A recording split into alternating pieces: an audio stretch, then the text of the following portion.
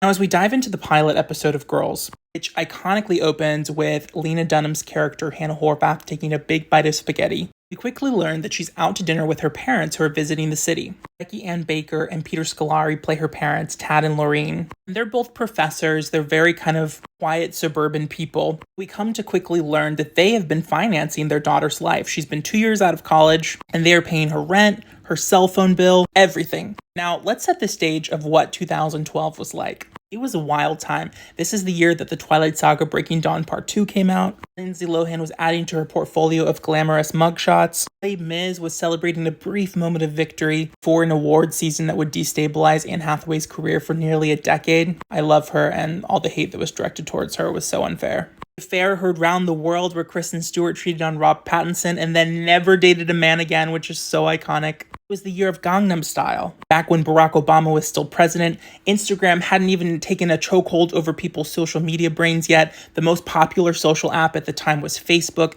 TikTok was still 4 years before it was even released into the world. It was a simpler time, y'all. Only a few years after the financial crisis of 2007 and 2008, which left rippling impacts for decades that people are still recovering from. Hannah was like, wait, do you know how bad the economy is right now?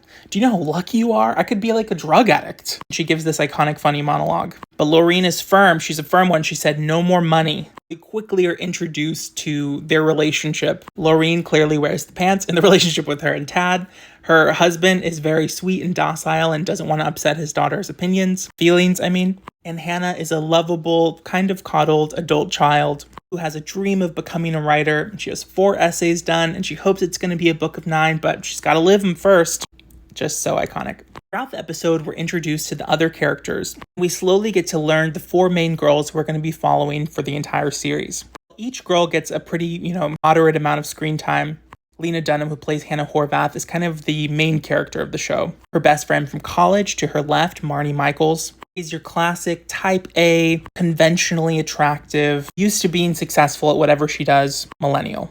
To the far right, we have the youngest of the group, Shoshana Shapiro. She's still a student at NYU, and she kind of idolizes the other girls, especially the one to the far left, who's the bohemian, always out of town Jessa, who, much to Marnie's dismay, always seems to come in after, having shucked pearls in some faraway land and have some crazy story about some man that she fell in love with. And according to Marnie, she's been like this since college. She comes in, she gets Hannah all riled up, they have a weekend bender, and then she disappears. She's off to her next country, and who is left to pick up the pieces but Marnie Michaels? We also learn that Hannah Horvath's character is in a situationship with this man-child named Adam, played by Adam Driver.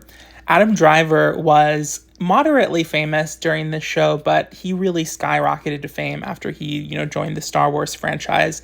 And I would dare say that this was his launching pad because this was a very, very watched and talked about show. From the get-go, it's very clear that Adam makes the decisions in this relationship in a way that makes Hannah uncomfortable. She's kind of seeking more clarity on, what are they? And Adam seems to be kind of only interested in a sexual relationship. And we don't really know for sure, is this going to develop into a real thing? Hannah's friends sort of think of Adam as this kind of F-boy who's not really serious. And they have a very revealing conversation where she talks about, she really confesses, my parents have been supporting me up until now. Do you think that's just so embarrassing and shameful? And he reveals that, the reason he's able to afford an apartment in Brooklyn is because his grandmother gives him $800 a month. I think the honesty here is so important because a lot of millennials who were able to live in New York and Brooklyn during this time were able to do so because family members supported them. The rent prices even then were astronomically high. I actually lived in Brooklyn in 2013, and it was kind of just the tail end of when you could find a really shitty apartment for super cheap.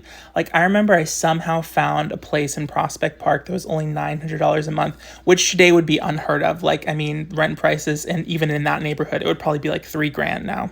But the show captures a very, very unique time where a certain type of millennial just flooded Brooklyn, flooded New York, and really took over this kind of pseudo-intellectual reaching for one of the coveted spots in the New York art scene. There was a lot of wannabe artists. I don't use that disparagingly. I think it's wonderful that people want to be writers and artists and painters and musicians and all of these things.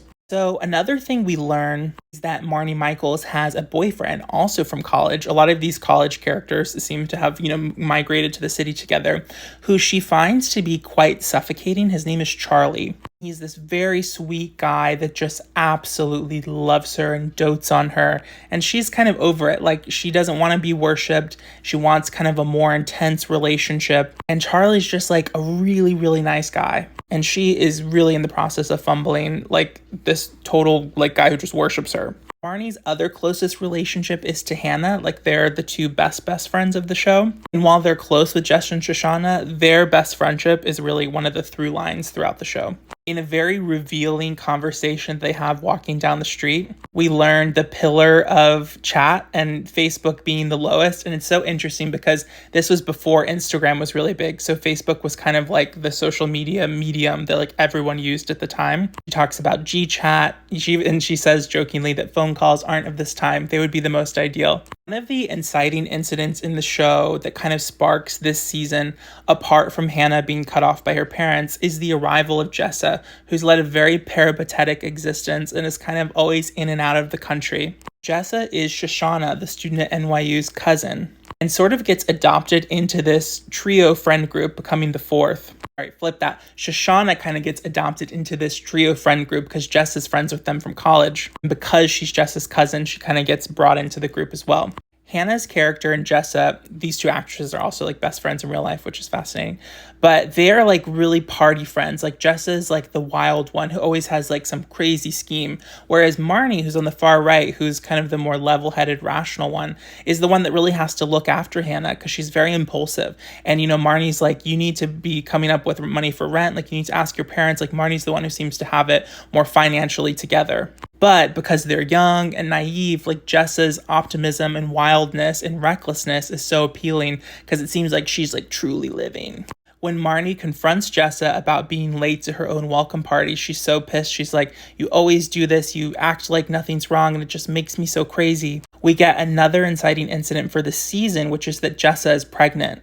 So now all of the kind of like hard partying, traveling, it really brings into question, like, what is she going to do next? Is she going to try to have this baby or have an abortion? Like, what's going to be her plan? And I think the abruptness of that, like the shock of it, kind of softens her to Marnie a little bit, at least for 10 minutes or so.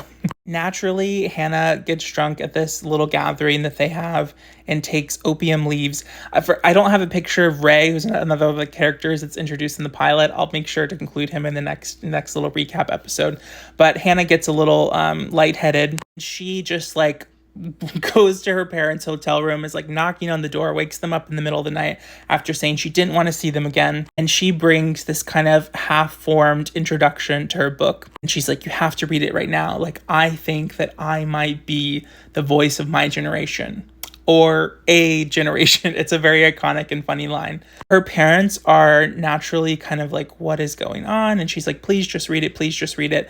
And so they're like, this is very funny. Like, this is great. Like, what do you want? And she's like, I just need you to support me, pay this amount in rent, pay this amount, and so I can survive here. And they're just like, no, we're going to be cutting you off. The whole episode is really just the slow motion car crash of Hannah really coming to terms with, this is it. Like, you're an adult now and your parents aren't going to be bankrolling your life in New York, and you're going to have to really figure out how you're going to stay in the city, how you're going to afford rent, what kind of job you're going to get. Because right now she just has an unpaid internship, which interestingly at the time were quite popular. This was about a year or 2 years before the big Condé Nast lawsuit that I think was settled for like $5.8 million and really changed the tenor of how people approached unpaid internships.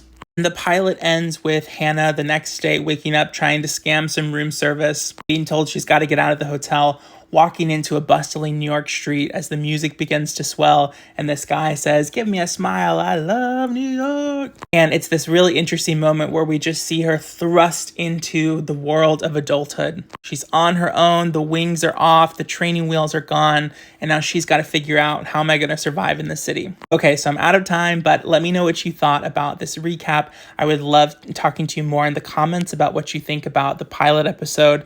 And yeah, let's get into it. I think this is a really fascinating show with so much texture and lots of things to discuss. So let me know in the comments your thoughts, and can't wait to chat soon. Love you guys.